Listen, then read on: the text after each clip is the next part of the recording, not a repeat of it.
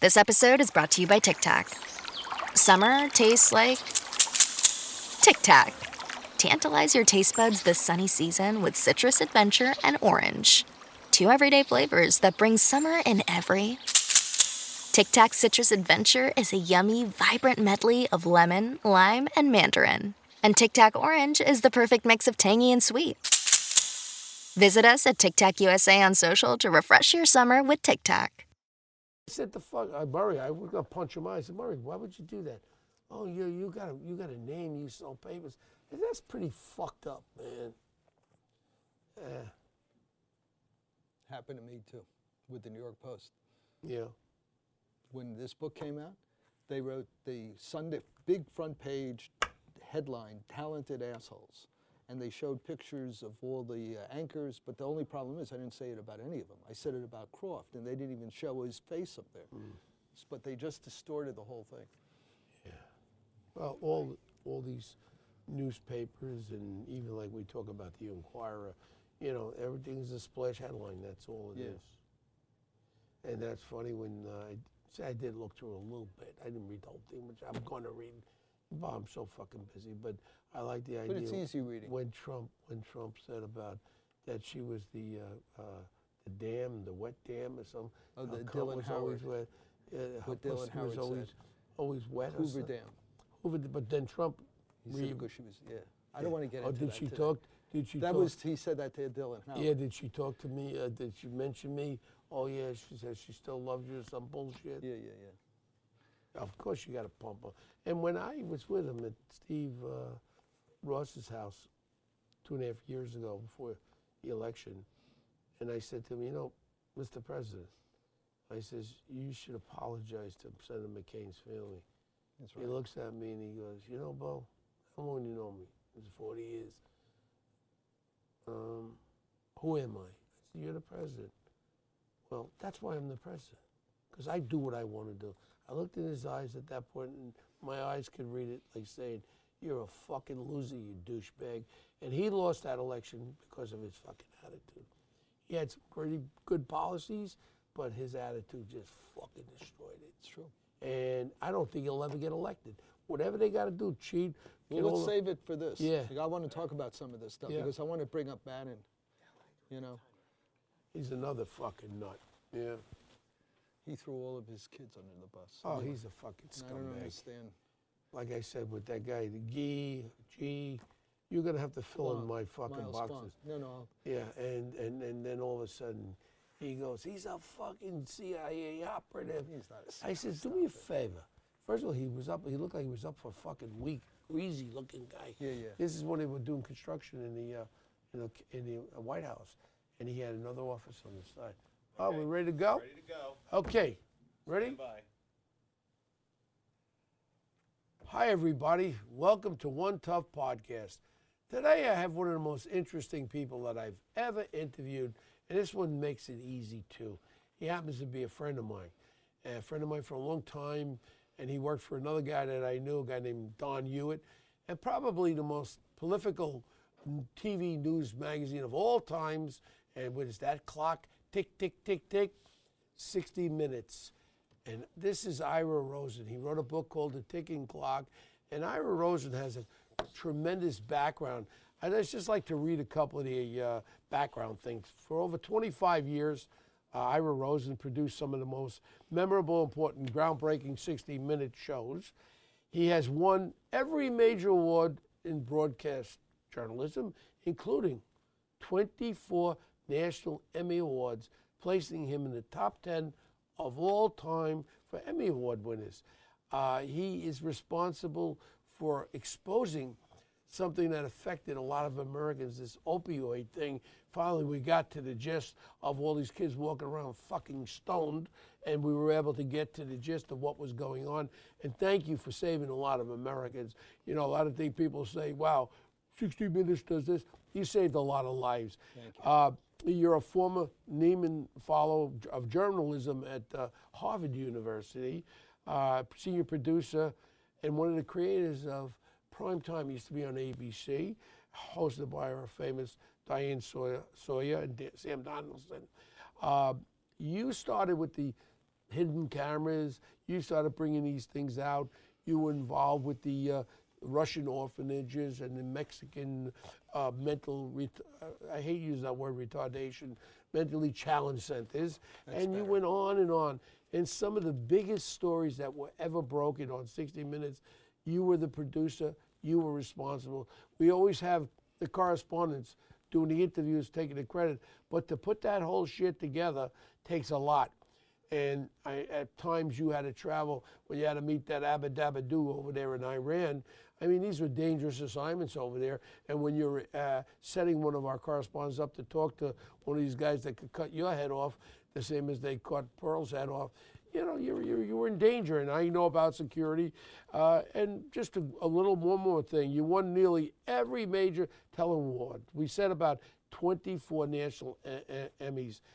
4 DuPont Awards. I know about this Peabody guy. You got 2 of those too. 6 investigative. You go on and on. A lot of people don't know you were really responsible for one of the big stories was 3 Mile Harbor. 3 Mile Island, yeah. That's I wrote next a to book 3 Mile about Harbor. yeah. 3 Mile Harbor's in East Hampton, but 3 Mile Island, good. So Ira, let's take this Thank you. apart, and I've allotted a lot of time because this book, and I recommend it for reading. It is one of the most interesting things, and a lot of my life has touched upon a lot of your stories, and you know that. And I'd love to just let's throw it out. Ticking clock, yes. So tell me, where do we begin? We've known each other so long. I know you started with Don Hewitt, who I met with Nick Pileggi many years ago. Oh, yeah. And then what was the other guy? Sir, what was his name? He had a Sir in front of it. Howard Stringer. Sir Howard Stringer, yeah. Right, Howard was the best. Howard, good friends of mine. Yeah. We just go on. And we had a lot of friends. Don's genius. Let me tell you about it. Yeah. And Now, this is Don Hewitt. This is Don Hewitt, who created 60 Minutes. His genius was to tell me a story. And people today have forgotten the art form of telling stories. Everybody's tweeting and yes and no and maybes. No. Don believed that 2 people should sit down and be able to have a conversation, and that was also the trick of Mike Wallace in doing a good interview, because he would listen. You'd write 25 questions for him before an interview. You know what he would do? He'd take the questions, put it underneath his leg, and then look at you and then have a conversation. When the conversation got a little boring, then he picked the question up and he'd do it. And that he learned from Hewitt. Hewitt was always about make your point, move forward. People are not stupid at home. You don't have to repeat yourself 5 times. And that was the art form. Well, you know, when you would see a 20-minute segment on 60 Minutes, people don't understand. That's 20 minutes, but weeks, maybe months have gone into that. Oh, my God. And the dialogue, you know, they adjust the dialogue, and when it starts to slow up, they'll speed it up. And I've made a few movies in my life, and I know one thing is if you have that material, you're able to adjust it to make it more interesting. Right. That's the winner. That is the winner. And you mentioned, you know, before the earlier piece, the opioid epidemic story. Yeah. Now, we did that jointly with the Washington Post, and what was going on was Congress, boy, I have no love affair with Congress. And hold on, and you're going to talk about the opiate now. Yeah. Then I want to talk about these son of a bitches with the insider trading that you broke also. Yes, yeah. Listen, I always said that the more, you know, Robert Kennedy used to say that the more you know about a person, the worse they are, talking about politics. Yeah. And that's the way it is with politicians. The more you know about these people, the worse they look. And I'm talking both sides of the aisle. Both sides of the aisle, you know, and it doesn't weigh more one side or the other. They're both like that. So when we did the opiate epidemic, they were trying to neuter the powers of the DEA, take away all the powers for enforcement against these big opiate companies. And But there were lobbyists in Washington with all these representatives. they had all the money, and they were collecting the money. And there was one guy, Congressman Minu, who created a piece of legislation, Pennsylvania guy, and Trump had just named him to be the new drug czar. Remember, we talked about this. Right. And so when we do the story, and it was on 60 Minutes, literally, we have this story on 60 Minutes, and Marino neuters the DEA and takes away their powers, and the last line is, and President Trump has just named to be the new drug czar. Within 2 days, It was withdrawn. it right? was withdrawn. The night it aired, he said, Marino's a fine man. And I get a text from Bannon that day. He said, when Trump says you're a fine man, that means you're toast. And so Trump fired him within 2 days of the All I know, broadcast. before we start going to other stories, I wish that I was Don Hewitt, because boy, do we have a lot of ammunition here today. I mean, when you get a Speaker of the House that goes in there kind of flat broke, now she's worth 150 million. Her husband's got contract. You're exactly there's right. so many things that if Bo was Don Hewitt and you were my running back, wow. And I would have gone off. You know what I wanted after again? Again, this is not political. I don't give a crap. And the way I feel about Donald Trump, I'll say it publicly. He lost that election because of his friggin' attitude and his condescending way about him, about everybody. When I told him right to his face, you know, Mr. President, you should apologize to Senator McCain's family. He was a true American hero. He looked at me, he goes, Bo, who am I? I said, you're the president. I said, you know, he goes, well, you're right. And you know why I'm the president, Bo? Is because I do what I want to do. I looked at him in his eyes, Ira, and I said to myself, you're a fucking loser. Because the loser in the sense that if you don't show compassion, love, feelings, this is what people hate. All you do is you Twitter. You knock people down. Yeah. People don't want to hear that crap. You know what? He could have been one of the greatest presidents. He had some really good policies, and now we see what he caused us to get into this defunction with the guy who's brain dead right now. And you don't have to be a Democrat or Republican. We're going into a place when they bring on board like this, the guy who was the Secretary of State getting chewed out by the Chinese. You got the guy who was the Homeland Security guy, Alejandro, or whatever the hell the guy's. Every aspect of what he hired are the problem people, because you are who you have around you. I want to get back to the insider trading story, but before I go there, what happened is the press is now not throwing any punches at Biden. They're completely, every day they were pounding Trump, and pounding nothing. Trump. And you don't see this in the New York Times and the Washington Post. It's like they're giving him a pass. And if you look at the people he's surrounded himself with, they're all kind of part-timers. They come in, go, government, they spend a year or two, then they go back into the industry. The vice president, all she does is friggin' laugh. And now the press comes out and says, what a great job she's doing. She was in charge of supposedly closing up that border, and she's doing a great job. She has never been there. No, my point is that you gotta, if you're gonna bash Trump the way they bash Trump, then you have to do the equal scrutiny to the Biden administration. That's all. And I'm not seeing that going on. But let me get back to the insider trading story. So we do this story. It was totally legal for congressmen and senators to go to closed-door hearings, get private information, then call up their stockbroker and buy and sell accordingly. That was totally legal. Totally legal to do. And so one guy thought it was wrong and proposed a piece of legislation. He only had 13 co-sponsors. You could get more co-sponsors to sort of fly kites than you could do for something like this. So we do the story, and we find out that Nancy Pelosi, who's Speaker, right, that her husband had gotten a IPO in Visa, credit card company, and 3 days made $150,000 on it, right? And so we wanted to interview her about it. And this is at the same time they had major credit card legislation winding its way through Congress, which, by the way, strangely got delayed. That was going to regulate the credit card industry. This was at the same time she's collecting on the IPO. So they didn't want to do an interview, so we go to the press conference. And something amazing happened. Did you ever try to interview her directly? Oh, yeah, we did. We staked out her apartment in Georgetown. Did she do an interview with you? So the press secretary said, we'll come to the press conference like everybody else. You could ask a question. So Croft is on the front row. I'm sitting right behind Steve Croft, who is the correspondent. And he starts asking her questions. And something amazing happened. Everybody kept quiet. They just kept allowing Croft to hit her with question after question. It went viral. Everyone, and the legislation went from 13 to over 200 co-sponsors. I had Gillibrand and Senator Brown of Massachusetts fighting over who's going to propose it in the Senate. Obama mentions it in the State of the Union. I'm invited to when it's signed into law. I'm invited to the signing ceremony at the White House. I think life is good. What happens? 2-3 months later, through voice vote, they rescind it, and it's business back to usual. Wow. So now it's once again, legal for these guys to do this. And even I'm not the smartest guy in the world, but, the American public question like even with our presidents, and this is non-political. I mean, you get a guy like President Obama who had no value, and now all of a sudden he's worth $250 million. But it seems as though public office as a congressperson or the presidency is pretty lucrative. Well, you know, that you mentioned Obama. I mean, one of the things that people don't realize that the opiate epidemic grew and grew and grew during the 8 years that he was president.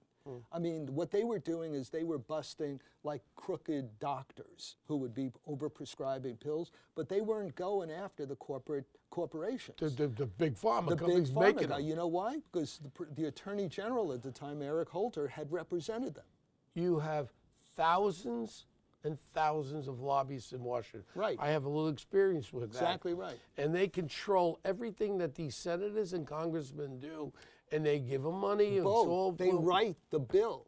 They write the bill, and then they hand it to the guy and say, thank you very much. Unbelievable. And a lot of people don't, you know, I was hired by Big Pharma in 2003 during the drug bill, Right. when they were trying to get it passed. That's when we bought all the drugs online, and I followed it back to Kashmir, Pakistan, with the counterfeit drugs that the kids were buying online. And I went to a competitor of yours, Nightly News, with, who was the most famous Nightly News guy? Brokaw. Tom Brokaw, come to my house with my kids ordering online Oxycontin and all that, and then they come 3 days later. My point is, Big Pharma wanted that drug bill to pass. Absolutely. And then they hired me, and then I actually became a lobbyist, where I lobbied for the United States senators to go along and pass the bill. So, I mean, in reality, the only beneficial thing I had is to alert people of the dangers of kids ordering drugs online. And that's why I did it. I also made a lot of money, a few $1 million, but the reality was every time I called up a senator, because of Imus in the Morning, who was all over Washington, they listened to him religiously, I was able to get an audience with 40 United States senators and getting them to pass the bill. So one other story I did on these congressmen and senators, they had something called a leadership PAC. And a leadership PAC is people contribute to the PAC, and then they're supposed to do something that advances their leadership within Congress. They were doing it to go to golf courses in Scotland. They were hiring their kids in the office and paying them out of their leadership PAC money. So we did this big expose of these congressmen and senators. One person actually loaned her campaign money back and charges 19% a rate for the loan. Croft, when he confronted her, said that's even more than the mafia charges for usury. Exactly, exactly. So I could have spent my entire career doing stories about political corruption. About political corruption in Washington. And let me tell you something, it's not gotten any better. No, and we see it all the time. Even we see with these infrastructure bills and this proposal, oh boy. And then the next proposal of the next bill, which is stuffed with just public money for everybody. And then all of a sudden you start to see now, the big thing now, and I'll guarantee you there's a lot of congressmen and senators that are involved with renewable energy companies, and all of a sudden they're pushing this renewable energy. I'd like to find out who's holding positions in stock. This would be your story. Totally. If I was the new Don Young, I'd say, Ira, let's go after him. Who's given out $1 trillion in money and not having a structure like hiring someone like you, Bo, to say, why don't you just make sure that the money is going to the right places, is not being misspent? There's going to be so much corruption in this Even with the infrastructure. That's what I'm saying. Yeah. It's going to be so much corruption, so much money and going. No one sets in place. You're giving out trillions of dollars now. No one sets in place, and you know what the waste factor is. Probably 30% waste every day, and no one sets into place the investigation. Well, who is this? What is Who's this this guy? For you know, Exactly. you're going to have all my Italian businessmen will be involved. Organized crime will come Exactly. back. Fat Tony will dig them up, and he'll be in charge of the concrete for the new tunnel. He totally will be. Yeah, I mean, it's already known it's going to happen. Now, talking about organized crime, Yeah. you did an interview, and I remember it, and a little less a family than I like. I like the Genovese family. Okay. I think because I grew up with friends of theirs, with Ralph Scopo in New York. He was the catalyst behind the whole commission case. So I'm very familiar with that.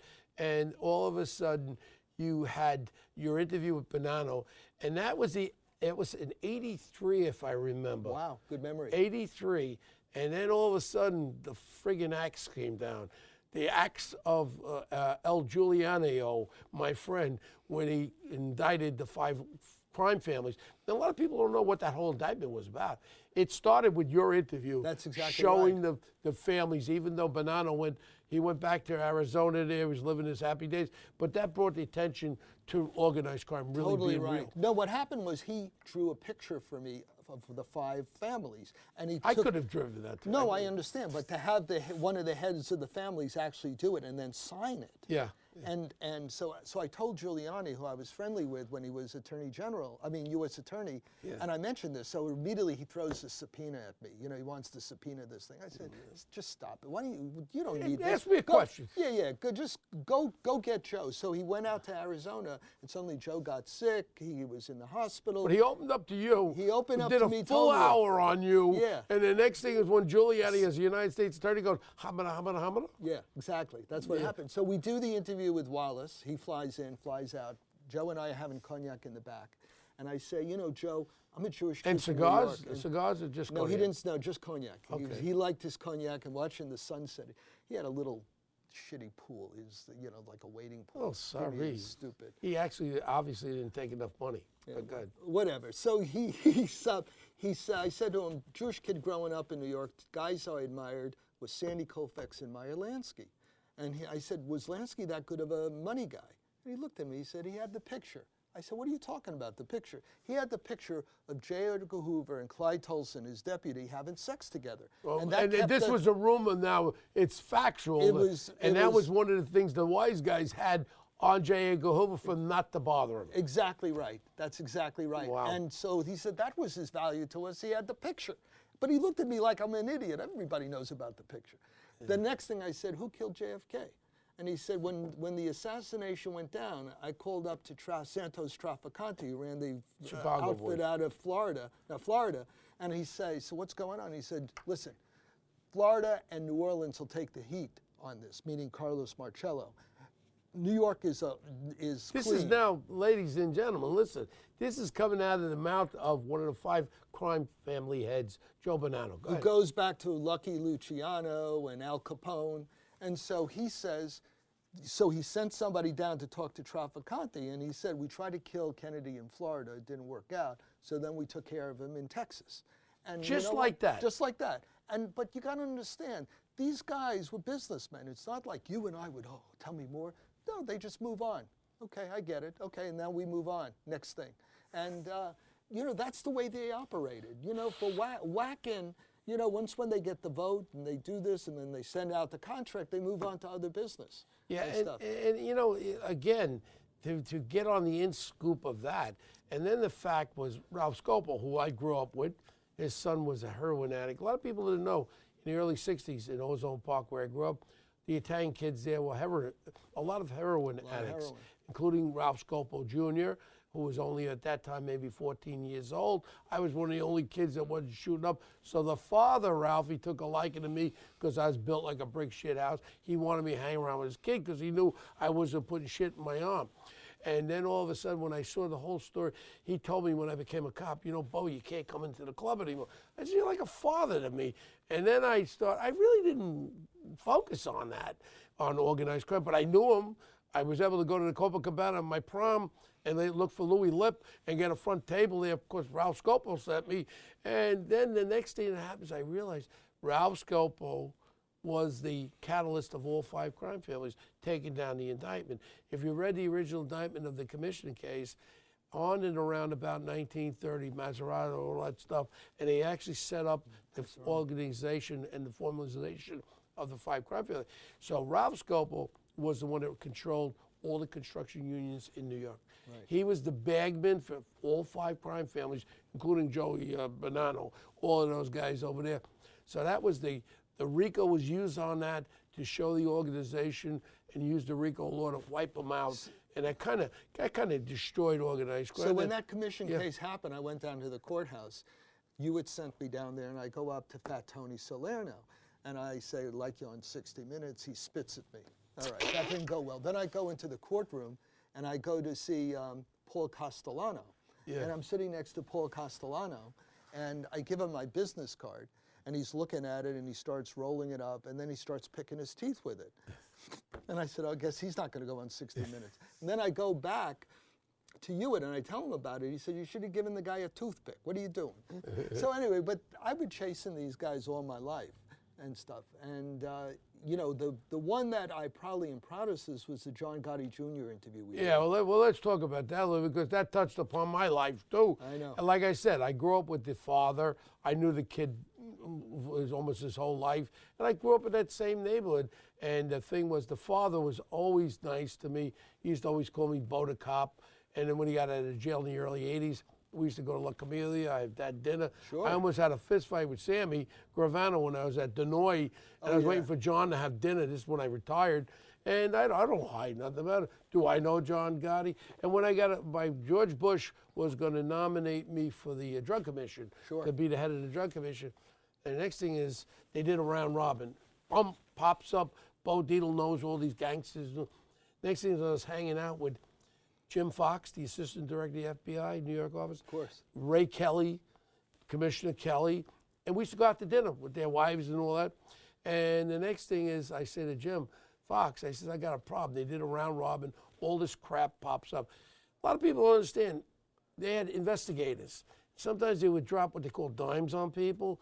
A lot of people were jealous of my career because Nick put me on the cover of New York Magazine and all that. And they would throw stuff in there. Oh, Bo's a maid guy in the Lucchese family. First of all, I wouldn't be. If I was going to be a maid member, it would be the Genovese family. I like them better. But the point was, Jim Fox wrote a letter to the president and to federal judge Reggie Walton, who was doing the round robin, said, I'll put my reputation of being assistant director of the FBI. We've investigated Bo upside down, inside out.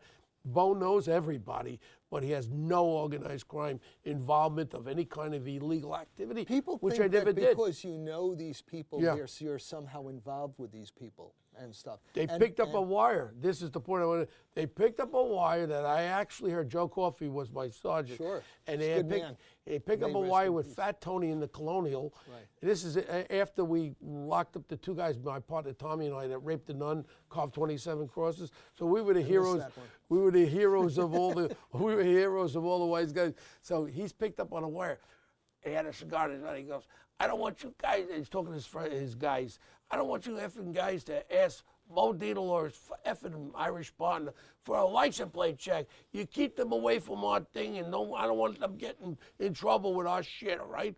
This was Fat Tony. So that was actually on tape. So goes up to the president's office. I get a call into Reggie Walton says, very good, you got this letter. You'll be, it'll be announced that you're going to get this appointment. You're going to be, and I said, well, I got it, right? Not so fast. There's Senate confirmation. I said, what's Senate confirmation? And they tell me everything's going to come on.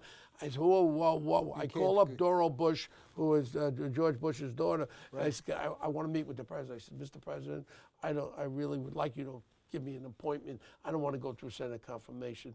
And I told Bernie Kerik, when he got nominated for that, do not do it. And that was his Achilles heel and his downfall. People don't realize you go for Senate confirmation, you better be cleaner than the Board of Health. That's totally true. That's totally true. But just getting back to Gotti Jr., right? So yeah.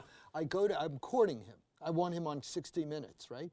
And you got to remember, Gotti Jr. ran the crime family for a longer time than his father did. Well, according to, whatever. Yeah. Yeah.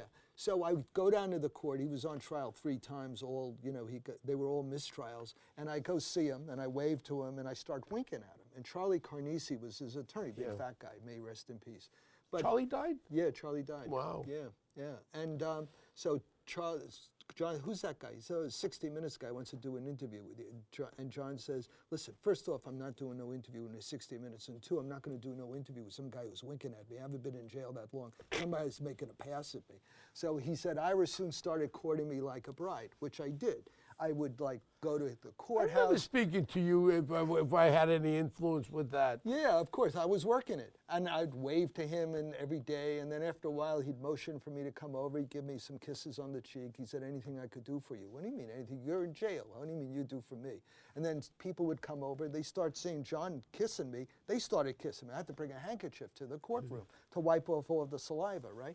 And so after a while, we start going out. And we had, you know, he eventually agreed to the interview. And let me tell you something. It was probably the most watched, best interview. Croft said it was the best interview he'd ever done in his life.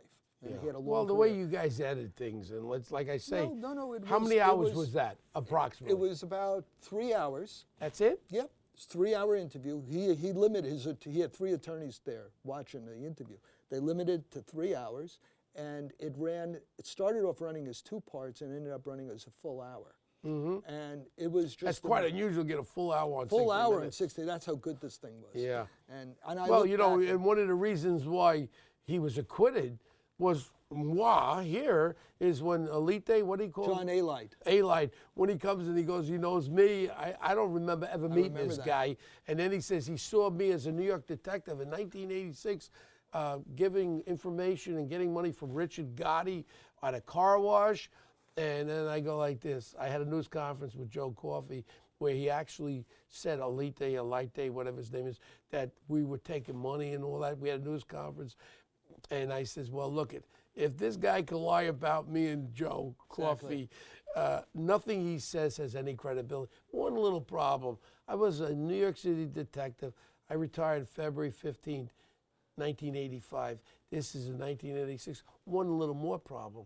I was running for United States Congress at the time. So if this guy could out and out lie about more. Well, the government made up this witness protection program thing where you could have committed 15 murders the way they may have done, and you get a pass. Just tell a good story, make up a story about Bo or John Jr., and you get a pass. You're a free man. You could go run your own pizza parlor. You could do whatever you want. And that's the rules that they set up. So guess what? So these guys come in and make up stories. That was a great interview. And like I said, I know Junior, and I like him. He sees me. We do the movie stuff together, and I have respect for him. He has respect back for me. He's got good family. His kid, one kid's a great boxer. Great boxer. Unbelievable. And let me tell you something. John is totally dedicated to him. Let me tell you. The guy has to make weight.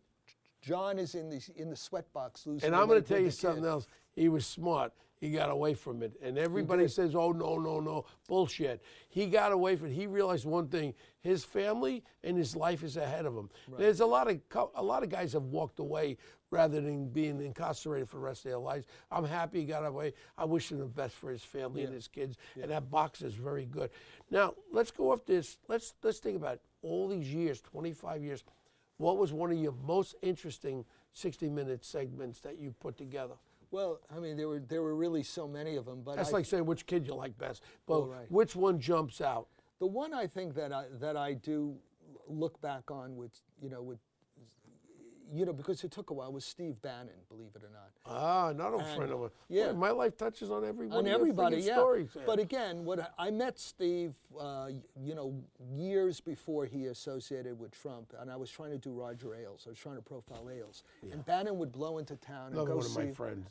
I know he was, and he was a good friend of yours. Yeah. And I was working to get Ailes, and I got to meet Bannon, and then after a while, I kind of lost touch with him. But then I think you may have said to me that he's now associating with Trump and advising Trump about a presidential run. Bannon did. Yeah. You called me up and told me something along the lines that him and Roger Stone were involved in this thing. Yeah. So I call up Bannon, and I'm supposed to meet him at Ted Turner's restaurant. He didn't show up, and I said, "Where were you?" He said, "Brother, I was there." By the way, he never calls you by the first name. It's either brother or whatever. So next day we meet for breakfast. He walks in. He looks like a bum. Greasy. He's got a greasy. He never He's got this working man's thing. He's wearing a backpack. Steve needs it. I got to buy him some shampoo for friggin' Christmas. Yeah. He needs to wash his hair. He needs to, yeah, or shave, or do something, So he sits down and he says, "I'm running the Trump campaign." And I look at him and I said, there was so much wrong with this scene. Here was this guy, looked like he came out of a sewer, sitting down at breakfast with me, telling me he's around to run the Trump campaign. And sure enough, in a short while, he ended up being the one who got Paul Manafort fired. He took over Manafort's job in the campaign. And I go down one Saturday, and he says, come up to Trump Tower. We took it over. Kellyanne Conway is next door. Steve has the corner office. We go up there, and it was the old set. They took over the old set of where The Apprentice. Now, Trump, immediately when he took it over, raised the rent on his place, right? On himself. On himself. He raised the rent, and he didn't want to put posters up on the wall because he didn't want to ruin the paint. Because he didn't know how long it would be. He'd have to re-rent it was very, I mean, it was very lavishly decorated. Yeah. A lot of gold leaf in it. And I was trying to do a documentary. I wanted to do sort of inside the campaign. It was going to be, you know, him following him around and following Steve and following Kellyanne Conway. And Steve was totally into it. He said, yeah, we'll debut it in Sundance. We'll get Trump to come. I said, he'll be president. He'll be busy. Are you kidding? He's going to love coming to his own movie. It'll be great. Yeah. Jared shot it down. But anyway, we kept in touch. And yeah, you were always you kept calling me about getting Trump. Oh, I was desperate to get Trump, absolutely. But instead, I ended up with Bannon. So I'd fly to Washington on Saturdays, and Jared would be observing the Sabbath. Brian Priebus, who is now chief of staff, would have a date night with his wife, and Steve and I would hang out in the West Wing, drinking sodas. He doesn't drink liquor, and we would talk. Looks like a friggin' drunk. Well, Coca-Cola. No, but he looks like a drunk. Yeah, he does, because he's always palpitation and all that shit. And then we began to meet at this house, which Breitbart News Service was at the basement of on Capitol Hill, and we would just share stories, and he'd tell me stuff. And the day we were to do the Trump interview, he finally agreed. He got fired. He's agreed to do the interview with us on 60 Minutes. And the night before, because I've been hearing both sides of this story from him for a while, and I said, so do you want to kill him or kiss him, talking about Trump? Yeah. And he said, I haven't figured it out yet.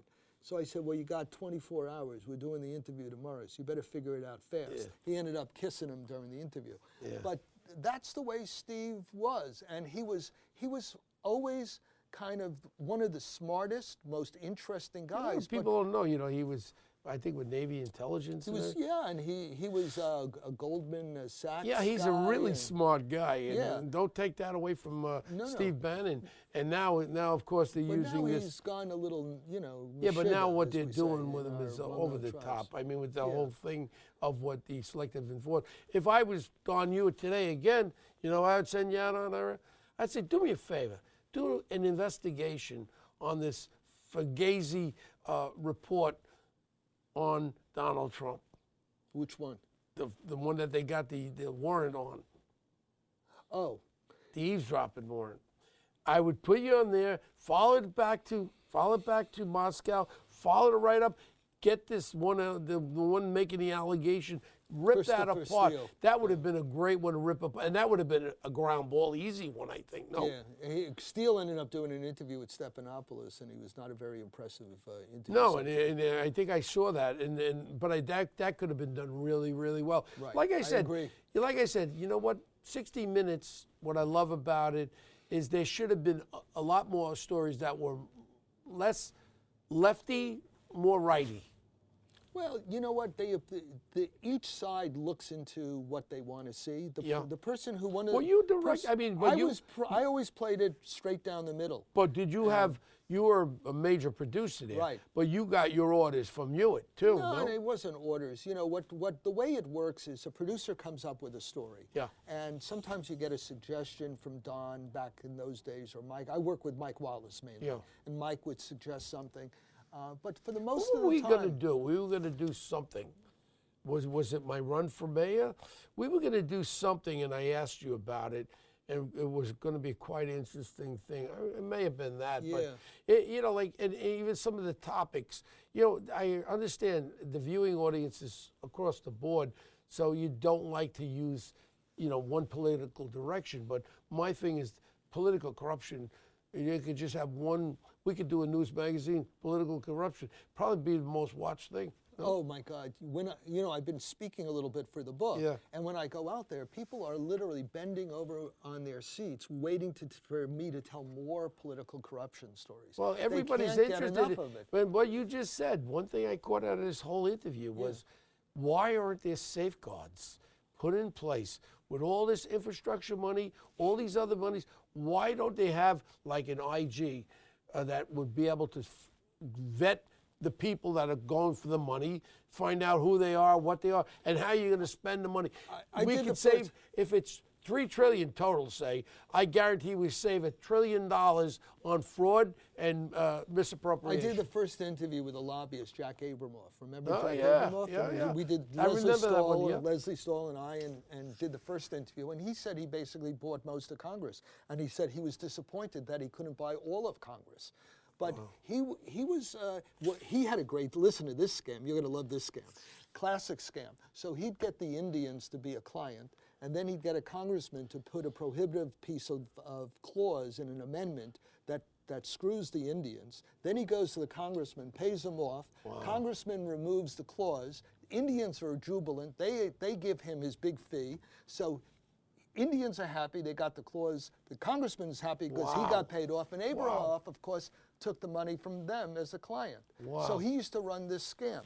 You know, we're going to wind down eventually here soon.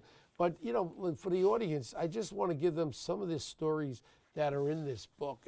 And believe me, I'll be reading it this weekend again, thoroughly. You know, who with the bosses of the Gambia, we talked about Bonanno, Steve Bannon, we talked about the Trump's visit with the Pope, and then you have the untold story about the Rosenbergs. Were they really behind the Soviets getting the atomic bomb, or were they just scapegoats? Secret conversations with my favorite, Marlon Brando, Maya Lansky, details of Melania Trump's post-nuptial operation there, wealthy Republicans, Rebecca Mercer and her husband, and it goes on and on. And these stories are so interesting that you can't put the book down. I didn't open it yet. I just read excerpts, but I really am looking forward to reading it this weekend because it's so interesting. I think people will learn so much about, you know, the inner workings of what 60 Minutes is all about. And let's just, for the last couple of minutes that we have left, let's just talk about Dan Rather with his funkitation when he really screwed up there. A little bit about Dan. Well, I always liked Dan. I mean, Dan was a true reporter. I went the first time, one of the first times I'd met him, he was on a plane going down to Washington. I said, what are you doing? You shooting a story? He said, no, I'm doing some reporting. And I said, you mean got nothing to shoot? You're just going down to do reporting? And that's the way Dan was. Well, he was with me on Lexington Avenue and 112th Street with the drug problem. Back in the late 80s. Dan Rather did me 2 nights in a row over there with all the drug problems in East Harlem. And Dan was right on the street with me. I like Dan, and I still can't believe that he screwed up like that. On the George Bush story that he ended up doing. Yeah, I mean, there was a big investigation. I'm sure, you know, I do investigations too. I'm sure you've got to really do your checks and rechecks on all these stories. My basic formula was that if a lawsuit happened, who's your witnesses and who's going to be their witnesses? And if their witnesses weigh more than your witnesses, you got to be really, really careful before you proceed. And I don't think when he did that story that they weighed that out enough. What was one of the biggest stories for 60 Minutes that was quashed? We never quashed anything, because the story that got the most notice was the tobacco story that was ended up being made into a movie. So whatever became of that, it ended up getting like you know, the tobacco, Ira Rosen. I didn't do that one. But you were with 60 Minutes then, right? I was at ABC at that point. I had left and I was at ABC. So you at that fucking time. lost that one. Huh? You lost that story. That story? No, actually, Peter Jennings ended up doing the same story, but it didn't get as much publicity.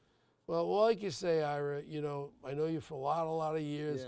I'm really proud that you're I could say you're my friend, and I think this is one of the most interesting books about one of the best TV shows of mine and your lifetime. It's true. And I just, it's out by Martin Press, and the ticking clock, it's behind the scenes of 60 Minutes.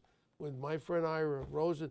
I really want to thank you for coming in today. Hey. We might do this again because there's so much stuff. Oh, we didn't even get into. We just scrapped the top. Yeah, you didn't even ask me any of the really hard questions you could have asked. I know. That'll be for the next segment. All right. We'll have you back. All right. Thank Sounds you, Ira. good. Thank you very much. Sure. And everybody, I want to thank you for tuning into our podcast, One Tough Podcast, and we have very interesting guests. And I think that Ira is probably, if he'll crack his head open, he's got a lot of shit in there. And I look forward to our next segment. Thanks again, Ira. All right, thank you for having me. All right, guys. That was great, Bo. Thank you. Yeah, that was 41 minutes. That was good. You can't go too long with a podcast. No, you. Hello, folks. Larry Kudlow here. Pay attention, because China is leading the largest anti-American alliance since World War II. One that's already dumped U.S. bonds, grabbed 43 million acres of our farmland, and is plotting to dethrone the dollar. That's why IRA and 401k savers are protecting their savings with gold. Please go to freegoldguide.com/Kudlow or just call 800-621-3908 for your free gold guide on how to protect your wealth with gold 100% tax-free.